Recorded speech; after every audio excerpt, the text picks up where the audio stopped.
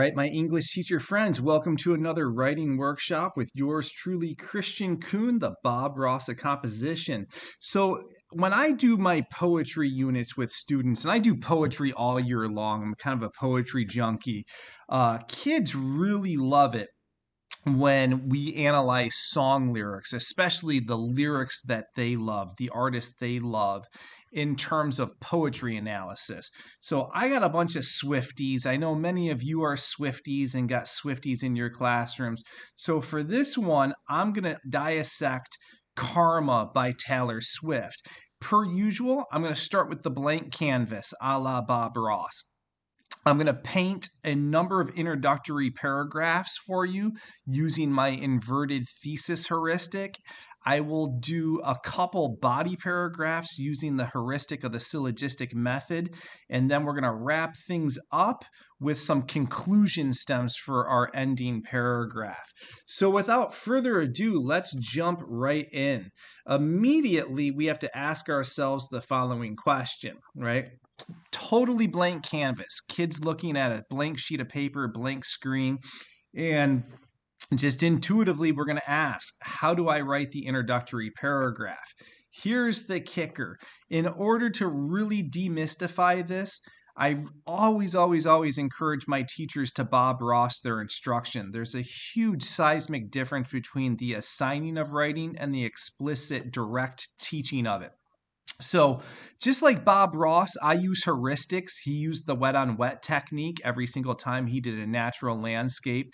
And as I've already alluded to, my students will either declare or invert the thesis using this particular heuristic that I have. I'll model it for you in just a sec. And then all body paragraphs across the expository modes, they will use and manipulate the heuristic of the syllogistic method, which is rooted in the Aristotelian tradition. So how about we unpack all of this and fill up our canvas with a really good essay from top to bottom. So I was going to create a generic prompt for this.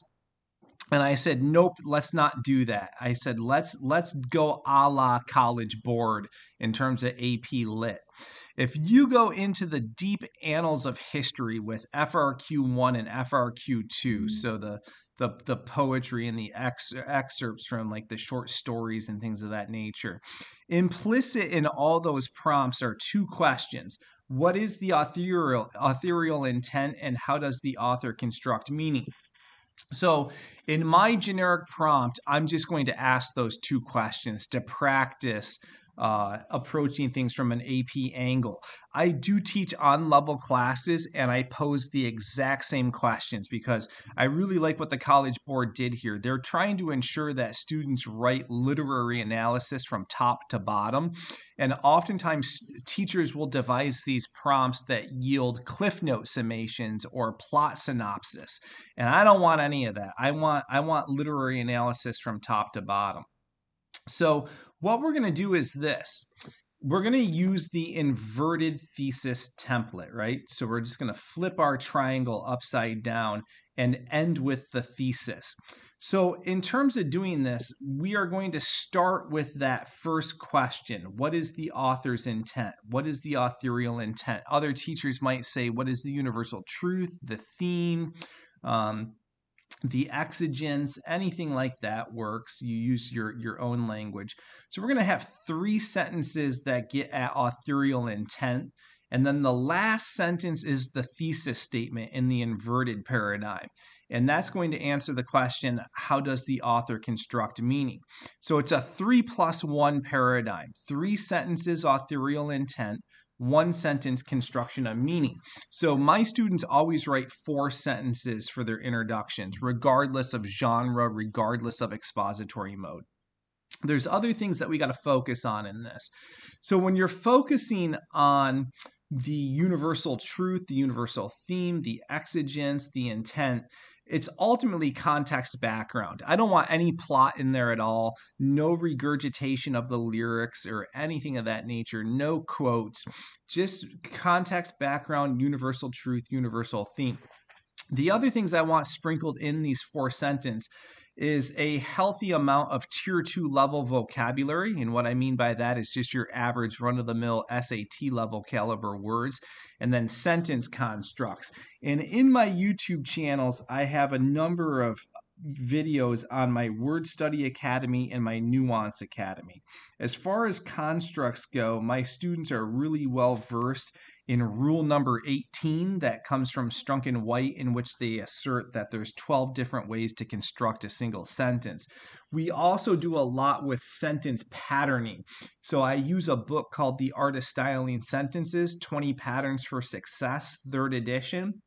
And my students have done a number of exercises with the 20 sentence patterns. Ultimately, I'm trying to go for the sophistication point, and even above and beyond that, I want them to be very cognizant and aware of their voice rhythm and flow that they're creating by either being syntactical ninjas or not. So hopefully my students at this stage of the game can make some good deliberate syntactical choices. So let's recap that. 3 plus 1 equals the intro. 3 sentences, authorial intent. 1 sentence, construction of meaning. So let's see what my students are doing. Usually in my writing workshops, I present you, the things that I've Bob Rossed. So I usually write the introductions and the body paragraphs, but these are actually from my students. And in terms of context, it's Halloween. So they've been with me since September 7th, and we've done quite a bit of poetry. We've done quite a bit of writing. So they're pretty familiar with my heuristics, and these are my AP literature students, just for context, full disclosure. So here's student number 1 going to manipulate that 3 plus 1. Karma, in many ways, shares the cyclic qualities of a boomerang. Simply stated, if one puts good into the world, goodwill circles back to that individual. If one chooses to focus on nefarious or ill-intended schemes, then they will be beset with negative consequences. While some refer to this as the golden rule, do unto others as you would have them do unto you, the sentiment remains the same. Choose goodness and kindness if you want these attributes to be present in your life. So that's 3 sentences in, and you can see there, that's Taylor Swift's universal theme. That's her truth. That's her exigence in the song, right? So last sentence is the construction of meaning question. And in this, I want my students to focus on like 2, no more than 3 of the most salient terms, devices, techniques that drive the thrust of the lyric. Okay, so this is what this student is going to focus on here. Taylor Swift, in her appropriate titled song Karma, highlights these concepts through contrast in a series of syntactical manipulations. So in the song, when we analyzed it in class, we focused on the juxtapositions, the dichotomies, the binaries. So those are pretty key. The contrast is really cool in this. We talked about the concept of having a foil character or an antagonist. So whether or not she's writing about an ex-friend or an ex-lover, there's opposition there, there's contrast there. And then the syntax, which we'll get into more thoroughly when we look at the body paragraphs, is really kind of tricky and slippery in this one. So this student is going to focus on the contrast, which sets them up to do the juxtapositions, the binaries, the dichotomies, and the body paragraphs, and all the syntactical flares. Vocab is up in this one, so words like cyclic, goodwill, ill-intended, nefarious, all good words in here. So it's up there, but without sounding like a goon. It's not contrived. It's not forced. The kid stays in her wheelhouse, and it's all really good. The sentence constructs, likewise, are supple and flowing. There's no parallelism or redundancy. There's not an over-reliance of short, simple declaratives or independent clauses. So out of the gate, this kid's blazing. I really, really like it. All right, so some of you might be scratching your head saying, Christian, that's difficult. My kids will never be able to do that. And even some students who are watching this presentation might think, I can never do that. So let's demystify it a little more. Let's have student number 2 step to the plate and wield a 3 plus 1 inverted thesis at us. So again, first three sentences, authorial intent. Last sentence, construction of meaning. Life, on one hand, is getting what one deserves, while on the flip side, it is a case of also deserving what one gets. Energy begets energy, so it stands to reason that negativity will breed negativity and vice versa.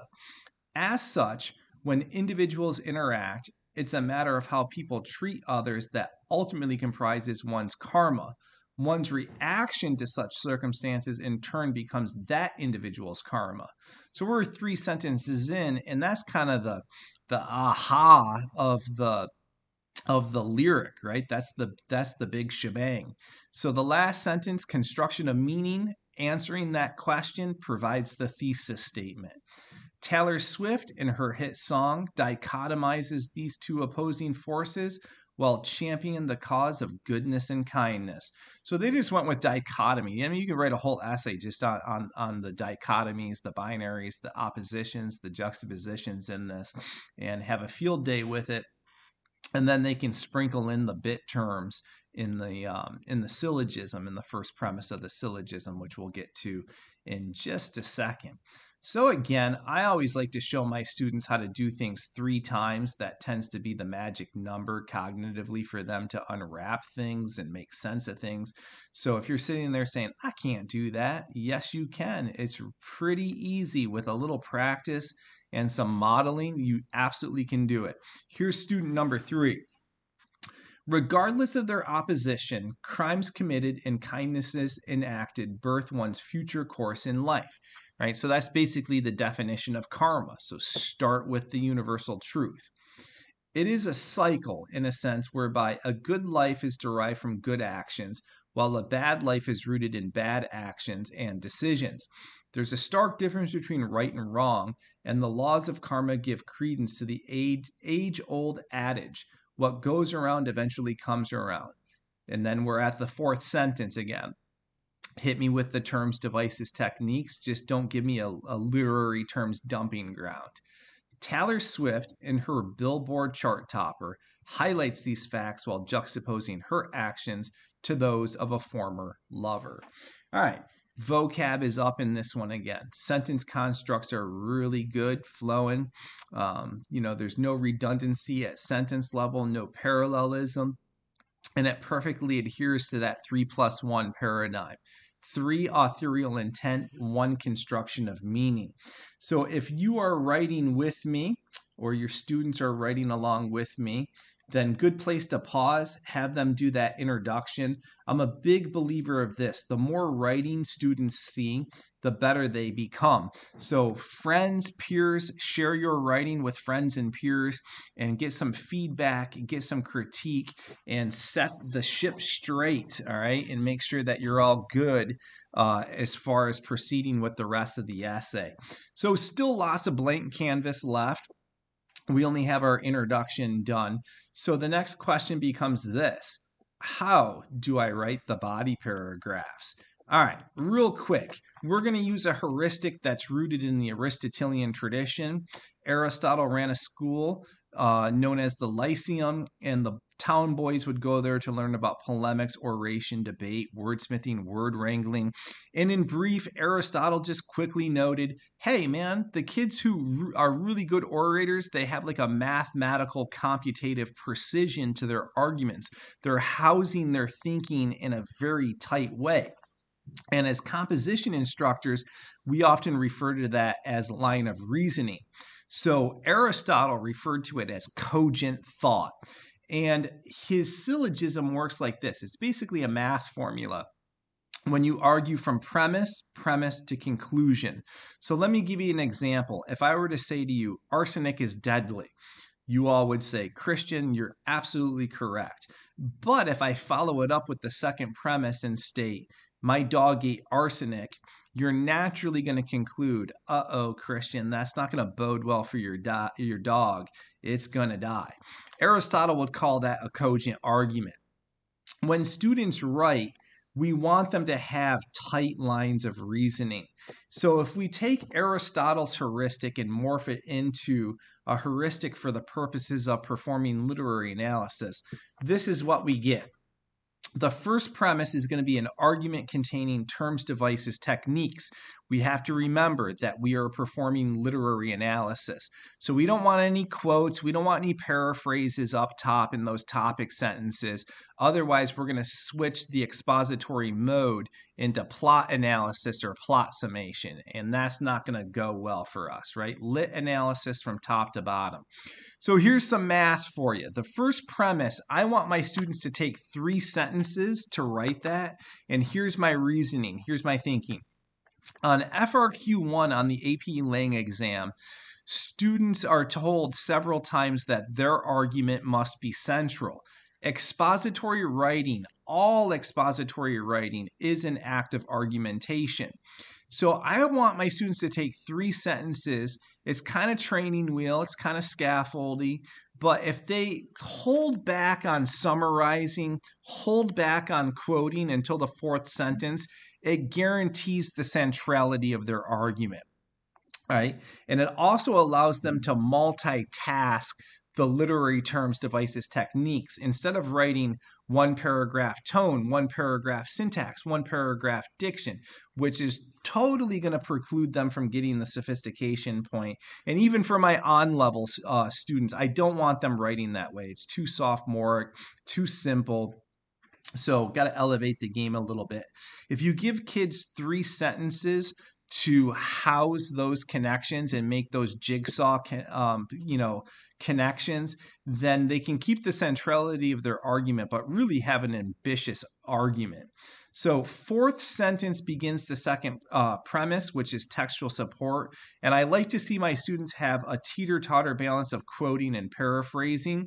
And then body paragraphs need conclusions. We really need to remember this. Body paragraphs need conclusions, and this is the textual analysis. So a syllogism's a circle, so it's like a link, an echo, a promise. You got to go back to the prompt. You got to go back to the thesis. You got to keep the promise of the first premise.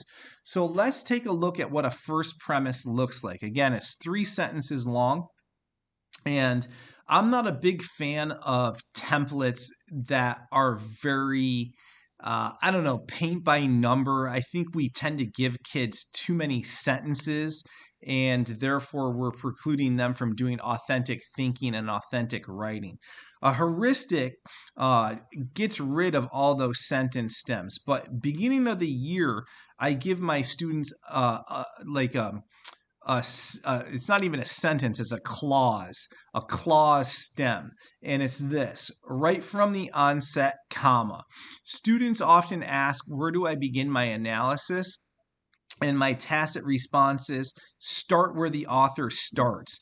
So in using that stem right from the onset, comma, it forces kids to start at the beginning of Swift's songs and then methodically work their way through the lyrics, cross-weave when necessary.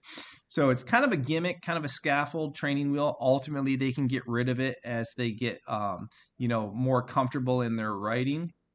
But for this paper, we're going to use it. So right from the onset, Swift employs a few biblical terms in order to contrast herself to the subject of her prose. So the very first term that I'm dropping are the biblical references. They're not even necessarily allusions. She just uses some terminology, some diction that has biblical roots. So we got the biblical anchoring there. Further, through these correlations, she emphasizes her exigence. This anonymous person who harmed her intentionally will one day reap the errors of their way. So in terms of breaking this down, you got the theme, like the karmic theme, but also in dropping correlations, we can look at whatever you want to call it: juxtaposition, binary, dichotomy. And then the last thing is the syntax. Syntactically, her looping refrains and rhetorical questions further bolster her proclamations about the laws of karma. So if we break this down into a promise, there's a few things that we have to do. We have to have quotes and or paraphrases for the Bible references. We need quotes and or paraphrases for the correlations, the exigence, and the syntax, which is why when I am done writing my first premise, I always go textual support hunting. Everything that I promised in that first premise, I need quotes and or paraphrases. So in terms of whether you call it cogency, whether or not you call it line of reasoning, I like to call it the promise of the first premise. So this writer promised our dear reader that she would accomplish certain things in this body paragraph. So let's go to the fourth sentence, which begins the second premise. There's things that were promised. So our quotes and or paraphrases must be germane to the promise. So fourth sentence goes like this. Immediately, the narrator mentions that her foil is talking shit for the hell of it, and that this person is addicted to betrayal. To accentuate the subject's downward karmic progression, Swift suggests that he's terrified to look down in order to observe everyone he burned just to get there. So let me talk about how I teach my kids to quote. I use something called the 5-word rule, which means this. If students use a minimum of 5 words and they keep their quotes relatively small and bracket when necessary, the quote should be perfectly embedded and sound conversational. So when it's kind of a 1-2-3 punch. When my students quote, they cannot just drop a quote and run like heck and get out of there. They have to analyze it. So let's analyze these quotes real quick. Clearly an allusion to hell. The lines of the dichotomy are perfectly delineated. Those who do bad shall receive an equal, if not more, life-serving dish of bad, right? So the first premise talked about the allusions to the Bible, and there's allusions to heaven and hell in the opening lines of the lyrics. So we're just getting at that. Intentionally characterizing herself in the opposite light, Swift is apt to express that her karma is a god and that she keeps her side of the street clean, right? So we got the biblical stuff out of the way, right? The heaven and hell juxtaposition, the good bad juxtaposition. So there's other things that we promised in there that we have to get to. So look where this goes. The pronouns further advance this character schism in that the you is harshly rebuked while the I is cast with a certain degree of impeccability. Even the natural imagery highlights this difference. While her axe is a spider boy weaving his little web of opacity, Swift's karma is a cat purring in her lap. The rhetorical questions advance this sentiment along with the chastising tone. Repeatedly, almost like a taunt, Swift asks, "Aren't you envious that for you it's not?" Right? So we have quotes and paraphrases for everything that we talked about in there. There's a little bit of syntactical analysis, right? You got the theme, and then you have the biblical stuff. But we're not done. We can't end on a quote. We have to conclude the thought. So everything goes full circle. So let's wrap it all the way back. Just as the chorus, verse, and refrain circle back repeatedly, Swift has one promise for this nameless you. Karma will one day hunt him down. It's nature's decree. It's also divine law. So usually my conclusions take about 2 sentences. You don't want to go on and on and on. Just quick, brief summarization. So you can see there that syllogistic body paragraphs tend to be about 10, 12 sentences long. And my students only write 4 paragraphs on the AP Lang and AP Lit exam for all 6 FRQs. If you're writing substantive body paragraphs like that, 10 to 12 sentences, you're multitasking the first premise. There's no need for that third paragraph within the bodies to make it a 5-paragraph essay. So they can accomplish everything they need to in 4 paragraphs. I know that some teachers flip their lids when I say that, and my retort is, I've been doing this for over 20 years. My students have always done that. They've never been penalized. So they can really crack a poem or an excerpt in 4 paragraphs if they're multitasking. So I'd pause here again if you are writing with me. Teacher, maybe you write a couple of exemplars yourself. Try your hand at it. Students, share your work. The more writing you see, the better you become. So the next question is this, because we still got some canvas left. What do I do next? And the answer is this, very simple. You bust out another syllogism, right? So we got 4 paragraphs. We have intro, body 1 is done. How do you do body 2? It's that simple. You're going to have a 3-sentence first premise. So let's take a look at another one here. We're at like the middle of the poem or middle of the lyric. So we still have the middle and all the way to the end to get to have a thorough analysis. So let's reload the first premise, like regather our terms, devices, techniques, and hit what's left. So here's what I did. As the song progresses, Swift moves away from biblical diction and takes up the argument with legal jargon. Cool, so we got to take a look at the legalese in terms of the diction. So that's one thing we're going to look at. But to further the concept that this is quite simply nature's divine course, she also cushions her thesis with more natural imagery. So the nature imagery is also important. And since we said thesis, we're going to continue to hit theme, which is always a given. But the syntax really is important in this. So syntactically, to really solidify her point, she continues to employ repetition and parallelism. So yet again, we have a number of things that we're promising there. So I always just go quote hunting at the end. And if this is the first time or second time your students are writing along with me, here's what I would have them do. And give them that first premise. Just say, steal it. Take Christian's first premise. And then have them go quote hunting, go textual support hunting. What quotes and or paraphrases are absolutely essential to sustain the line of reasoning there? And then have them write the rest of that body paragraph. That's good practice to to teach them how to quote with deliberation, how to tie the line of reasoning, and how to make sure that everything's staying cogent and germane to the promise of the first premise. So your students can do that on their own, or if you want to model the rest of it for your students, go ahead. But that at least gets the gears going for that second body paragraph. But we ain't done. We got to wrap the essay up. How do we conclude? Well, early in the academic year, I allow my students to use stems. And here are a few of our favorites. So we could say, simply said, evidentially, in no other words, when it's all said and done, and at the end of the day, another one that we like is in a global sense.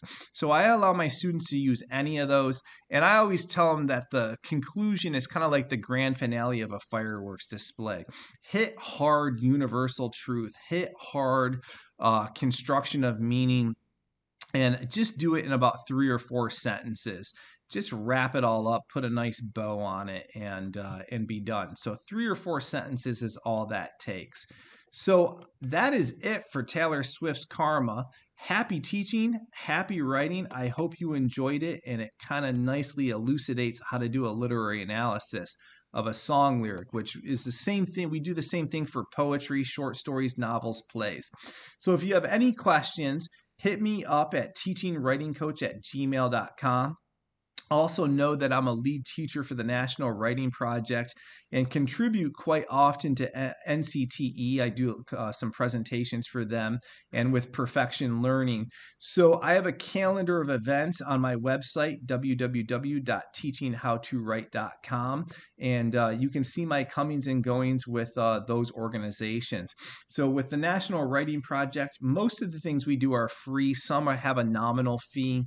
But we always have stuff going on throughout the course of the calendar year. And so just go there and take a look. Also note that I've been asked quite a bit to come to districts and present my heuristics. So if you would like for me to come to your district and present to your English department, then more than happy to do that. Just drop me an email so we could do Zoom, or I can drive to your location. Just as an aside, I don't fly. Terribly afraid of flying. So I'll get there somehow, but I ain't flying. So would love to come and visit your district if that's that's something you're interested in having me do.